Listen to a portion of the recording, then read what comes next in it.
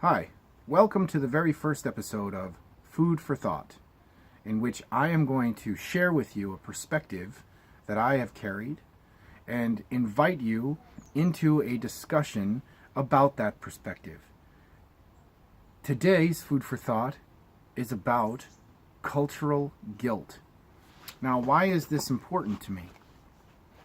Because I'm an American who lives in Germany, and both cultures suffer from cultural guilt. This is guilt over an event or a series of events that have happened in our history that carries over into the behavior generation for generation for generation. Now, we know what these events are already. The massacring of the Native American peoples in the United States was a tremendously horrendous thing. And, of course, the massacre of the Jewish people in Germany during World War II.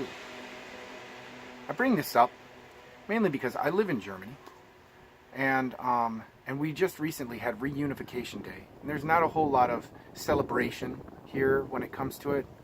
I guess the president gave a speech, and it was a very moving speech, I'm told. I didn't hear a lot of people speaking about it, but there's not a lot of national pride in Germany, and for good reason.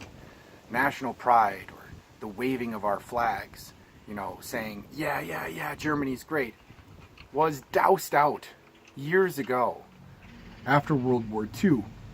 And it was doused out of fear.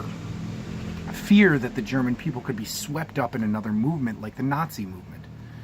It's a frightening prospect, and I can understand why, generation for generation, each people would tell the next not to participate in things like nationalistic events.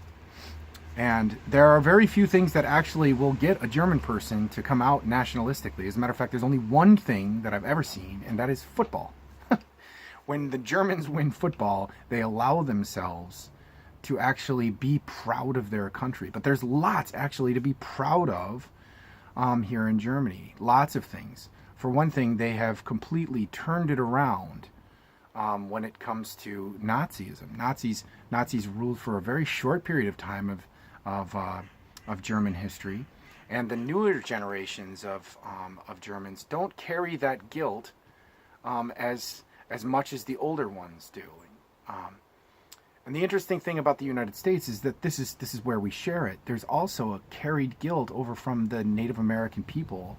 And Native American is, of course, a false name for the native peoples that lived in what we now call the United States. Who, and I say we, massacred. Now, I have this cultural guilt, even though my relatives weren't even in the United States at the time. And it transfers over. It doesn't matter that my relatives didn't participate in that. It transfers over culturally. And it doesn't make a difference that the newer generation of Germans didn't actually experience Nazi Germany. It transferred over to them. And so that kind of raises a really interesting point for me. It's like, well, how long do we carry cultural guilt for? What purpose does it serve us? What does it do for us? How does this make us better people? Is it just a form of suppression of a natural feeling? I'm not sure. I don't know. And probably the best question about it is, what do you do with it? I mean, as an American, what do we do with the fact that our people, our ancestors who founded the country, actually murdered an uncountable number of people and stole the land? How do you make up for that? And an exploration of that might be in order. I know that Germany, in an attempt to restore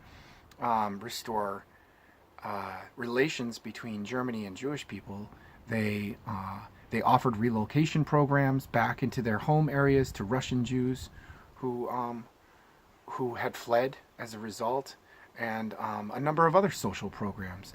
And in the United States, we had something that was similar. We had reservations in which we kind of sectioned off land and said, here, you can have your area here. But that doesn't really feel like a solution per se. I do feel like Germany has been able to work through their national guilt a little bit more productively and proactively than the United States. I don't think that we have in the US. I think we still feel it. I think the fact that we have reservations, that we are still trying to separate or segregate an entire people, kind of speaks to the fact that we haven't yet worked our way through it. I'm not sure. And that's the reason for this web series. And just to incite and invite discussion on things like this, these things that these different cultures that exist on the planet all share. And I invite you all to have a discussion with me about that. I hope you have a great day. I hope this gives you a little bit of pause, a moment to think about it. We'll see you next time.